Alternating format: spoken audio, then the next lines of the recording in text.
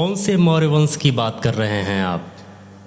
भारत में आज जाकर आप देखिए तो 90% मौर्यवंशी सड़ी हुई लाशें हैं। ऐसे लोगों को क्या कहेंगे आप?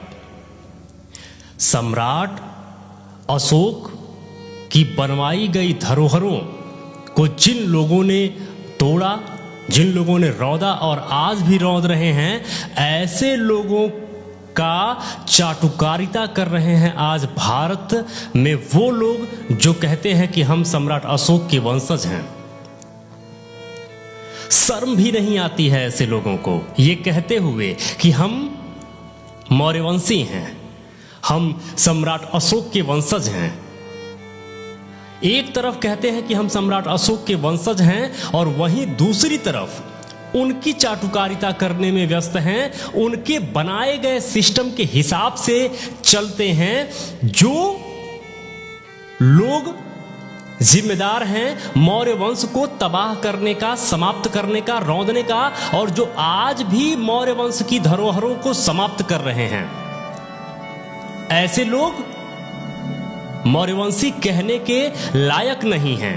आपको ये जान के हैरानी होगी कि भारत में हम जब मौर्य वंश की धरोहरों के संरक्षण के लिए काम करते हैं या कुछ भी ऐसा काम करते हैं, तो जो हमारे विरोधी हैं वो तो बाद में हमारा विरोध करते हैं, सबसे पहले मौर्यवंशी ही हमारा विरोध करने लगते हैं। आपको पता है क्यों? भारत के 90% मौर्यवंशी मानसिक तौर पे गुलाम हैं, और गुलामी इस कदर है कि सम्राट अशोक को वो एक प्रकार से मौर्य वंश का दुश्मन समझते हैं।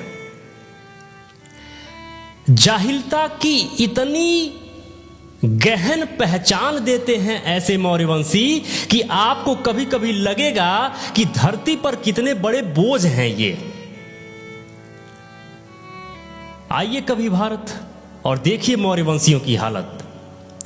इतने संघर्ष के बाद आज हम इतने सारे लोगों को जगाने में कामयाब हुए हैं, लेकिन फिर भी बहुत सारे मौर्यवंशी आज पाखंडवाद से इतना ज्यादा ग्रसित हैं कि वह सम्राट अशोक को एक्सेप्ट ही नहीं करते, लेकिन दूसरी तरफ खुद को मौर्यवंशी भी कहते हैं।